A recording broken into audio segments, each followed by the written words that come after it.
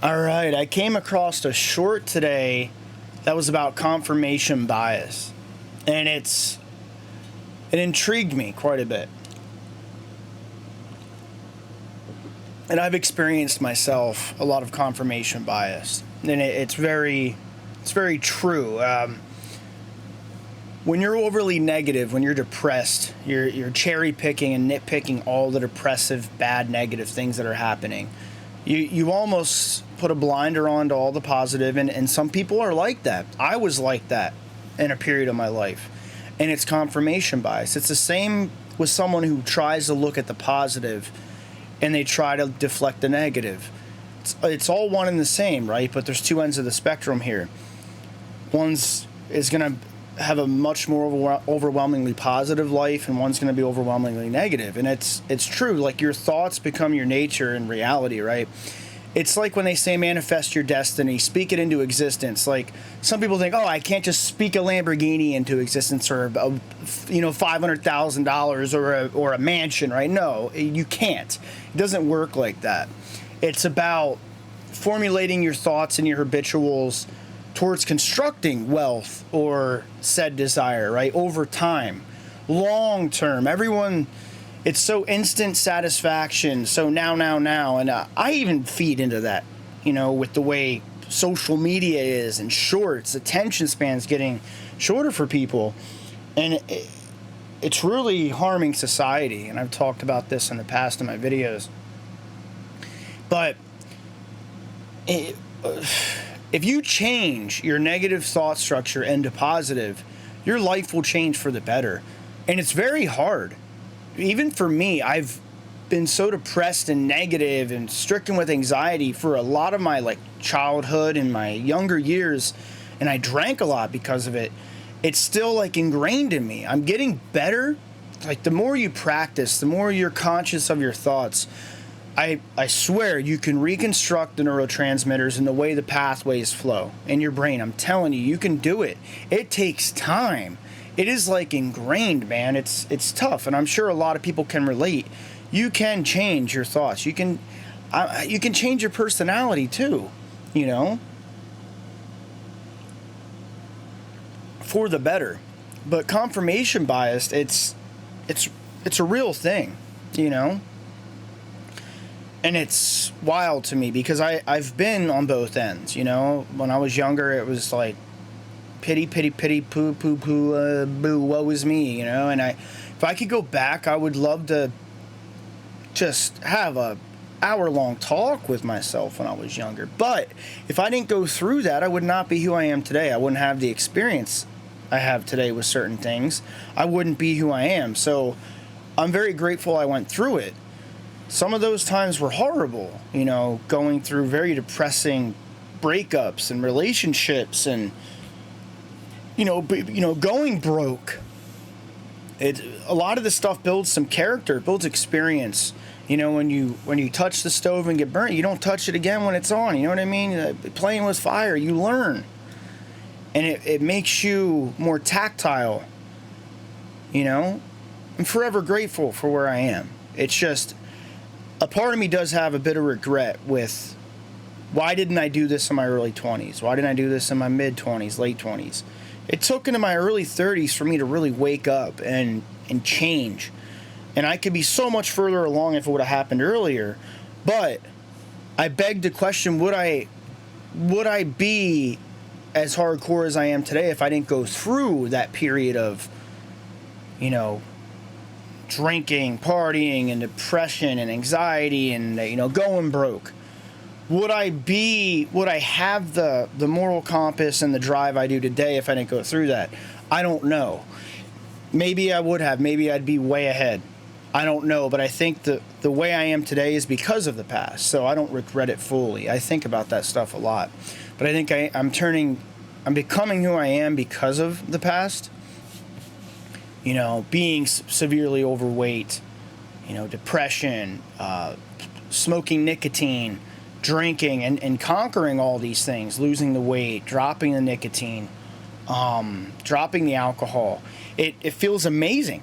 you know? And I see so many people actively trying to quit smoking. They can't do it, or drinking or drugs, and I feel horrible for them because I know they can do it. If I can do it, they can do it. Now, I have no experience with like hard drugs or anything. That's probably a whole other beast. But the alcohol, the nicotine, I know it's possible. It's very hard. It's very hard. If it's not physically hard, it's super mentally hard, right? And if someone's physically addicted to the point where like they're having withdrawal symptoms and whatnot, I can't relate to that either. But that's a whole other beast as well. But it's possible. It's not easy. Nicotine as well. Nicotine was absolutely horrendous. That's why when I think about vaping or anything again, I think of what it took for me to get through the nicotine withdrawal. I mean, it's only like 72 hours and it's out of your system, but the mental aspect goes on way longer than that. You know, it was terrible. I don't want to go through that again. So that's like my warning not to touch it again, you know?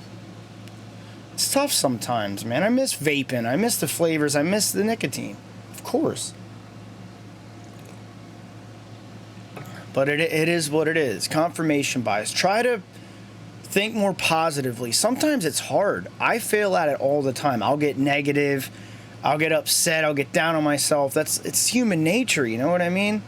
The flow of emotions. You have to learn to ride the tides, you know, the ups and downs. If you get through the worst days, it makes the better days that much better, right? You have to really be resilient when you're just not feeling it. Like, when I don't want to work out, I get up and I know it sounds so cliche. I still do it because then when I have the motivation, I go and do it. There's a difference between motivation and discipline. Discipline is there at all times when the motivation is lacking. You're not always going to want to go to the gym. You're not always going to want to stay sober. You know, go and get things done, do this, do that. That's where discipline comes in. There's days I drag myself in to work out and lift weights and do cardio. I don't want to do it, but I'm disciplined to do it. Same with dietary structure. A lot of people struggle with that. I have as well. And when I was having cheat days, I regained a bit of weight, and I'm getting that back under control. My moderation was getting out of control, and I was eating too much. I was having a cheat day a week, and it just was not working for me. So I'm cutting back. I'm going to go a cheat day every several months or once a month, you know, minimum. But I fail too. We're all human. But I have the tools to recalibrate and go again, right? But it's all in. You just don't. It sounds so simple for a drinker. Don't drink, right? There's a huge war up here with people with drinking that someone who doesn't understand alcoholism will never understand. Same with nicotine. People that don't smoke, they're like, oh, it's disgusting habits, cigarettes and vaping, so stupid, but they don't get the oral fixation, the mental battle you have with the nicotine, right? They don't get that. It's horrible. Same with hard drugs, you know what I mean? When people like try to judge or tell you, oh, it's as easy as this, like diet, just don't eat it. Some people, food's like a drug. It was like that for me when I was near 300 pounds, 290 or 280. You know, food was like, it numbed my emotions. You hear people on 600 pound life talk about it all the time. It's one and the same, you know? But I discipline myself to stay strict on the diet because I know it works and I have the experience and the discipline to do it. And everyone can have this discipline. Everyone has the power in them to do it. It's just when are they ready and when are they done making the excuses, right? Because at the end of the day, you know how many people I've talked to, like, I don't have time to work out. Well, do you watch TV at night? Yeah, an hour or two. There's your time to work out. How long do you sleep? 9-10 hours. Wake up an hour earlier. There's your time to work out, right? There's always an excuse.